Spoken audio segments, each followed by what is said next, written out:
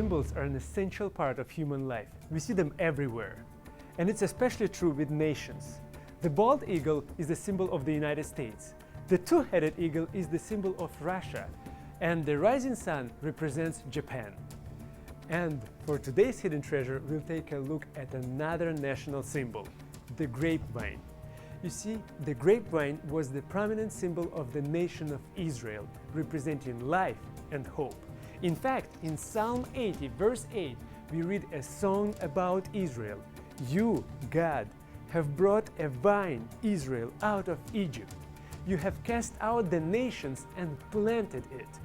The greatest, most prominent symbol in Israel was the grapevine. But the greatest structure was the temple. It was the only place on earth that housed the presence of God Himself. So, how are the grapevine and the temple related? The Jewish historian Josephus writes that the crown of the temple was ornamented with golden vines from which clusters of grapes hung as tall as a man's height.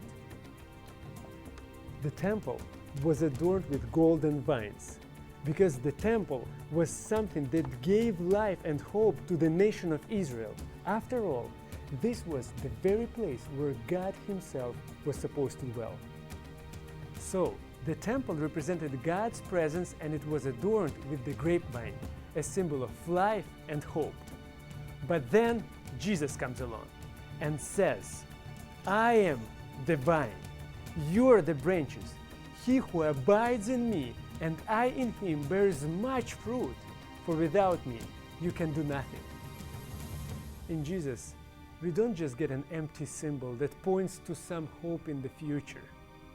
Jesus is so much more than that. In Him, we get a very real connection to God. And you can know that it's real because His love will bear fruit in your life. And that's today's Hidden Treasure.